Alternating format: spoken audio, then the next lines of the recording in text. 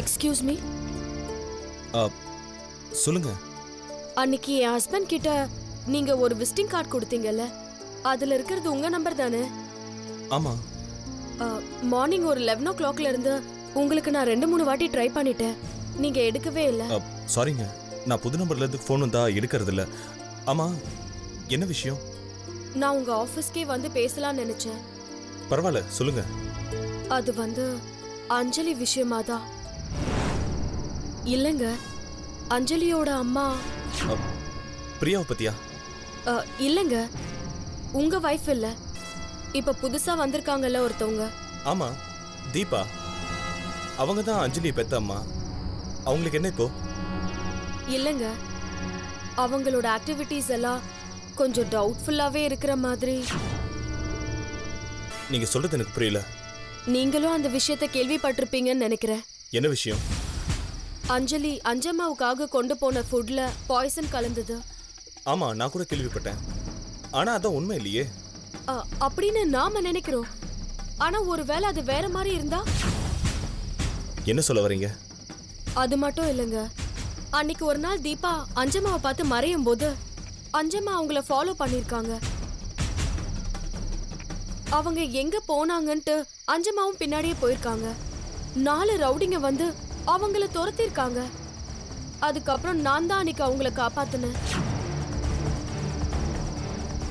யாருங்க அந்த அஞ்சம்மா? எப்ப பார்த்தாலும் எங்க குடும்ப விஷயத்திலேயே தலையிட்டுக்கிட்டு இருக்காங்க. அவங்க ஏற்கனவே அதிக பிரசங்கன்னு அஞ்சலி ஸ்கூலுக்கு போய் கம்ப்ளைண்ட் பண்ணிட்டு வந்திருக்கோம். அது தெரியுமா உங்களுக்கு? என்ன சார் பேசுறீங்க? அஞ்சம்மா சாப்பாட்டுல விஷம் கலந்து கொடுத்திருக்காங்க. இது பாருங்க, அதான் நாங்க ஸ்கூல்லயே போய் நேர்லயே விசாரிச்சுட்டு வந்தோமே. அது எப்படிங்க? நாங்களும் தினமும் தீபா கையில தான் சாப்பிடுறோம். எங்க யாருக்குமே விஷம் கலந்து கொடுக்காதவங்க எங்க குடும்பத்துக்கு சம்மந்தமே இல்லாத ஒருத்திக்கு எப்படி விஷம் கலந்து கொடுப்பாங்க? கொஞ்சம் யோசிச்சு பாருங்க. சார், நீங்க கொஞ்சம் யோசிச்சு பாருங்க சார். அவங்க எங்க இருந்தோ திடீர்னு வந்தவங்க. இப்ப நீங்க அன்பா வளர்த்த குழந்தைக்கு அம்மான்னு சொல்லிட்டு இருக்காங்க. அவங்க மேல டவுட் இருந்துச்சுன்னா அதை நம்ம தீர விசாரிக்கிறதுல தப்பு இல்லையே. மேடம், என்ன பார்த்தா உங்களுக்கு எப்படி தெரியுது? படிக்காத முட்டாள் மாதிரி தெரியுதா? சார், குழந்தையோட பர்த் சர்டிபிகேட்ல இருந்து குழந்தை அவங்களுக்கு தான் பிறந்ததா இல்லையா, அவங்களோட பேர் என்ன, ஊர் என்ன, எங்க இருந்து வராங்க, என்ன வேலை பண்றாங்க, இதெல்லாம் நாங்க போலீஸை வச்சு தீர விசாரிச்சிட்டோம். அவங்க தான் குழந்தையோட பெத்த தாய்.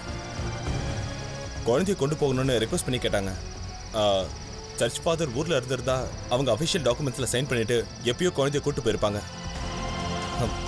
அவங்கள போய் கெட்டவங்க விஷம் கொடுத்தாங்கன்னு சந்தேகப்பட்டு இருக்கீங்க. ஆமா, இந்த டவுட் எல்லாம் உங்களுக்கு எப்படி வந்துச்சு? ஐ மீன், என் ஃபேமிலி டீடைல்ஸ் எல்லாம் உங்களுக்கு எப்படி தெரியும்? அது அஞ்சலியை மட்டும் இல்லைங்க, என் பையன் அஸ்வந்தையும் அஞ்சம்மா தான் பாத்துக்கிறாங்க. அவங்கள பத்தி எனக்கு நல்லா தெரியும். நம்ம குழந்தைங்க மேலெல்லாம் அவங்க உயிரே வச்சிருக்காங்க. அவங்க ஒண்ணு சொன்னா நிச்சயமா அதுல ஒரு அர்த்தம் இருக்கும்.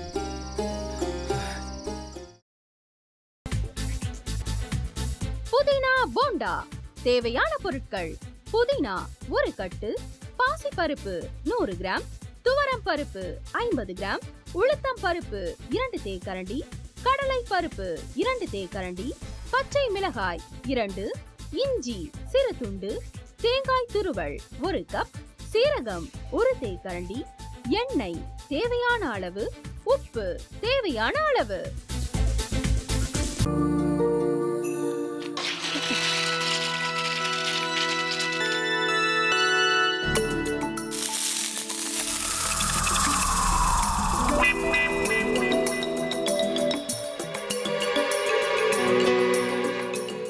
இந்த ஆம்லெட் பண்றதுக்குள்ள போதும் போதும் ஆயிடுது. தவையோட ஒட்டிக்குது.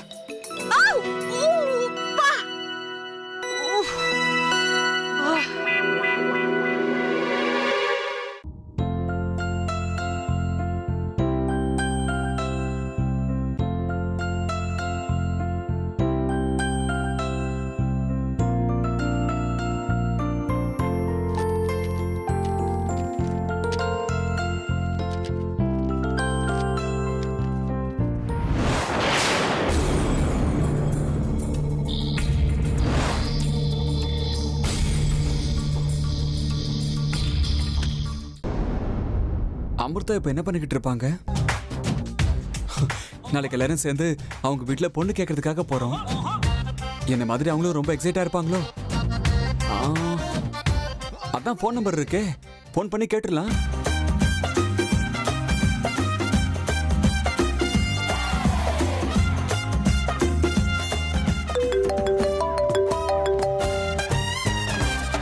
ஹலோ.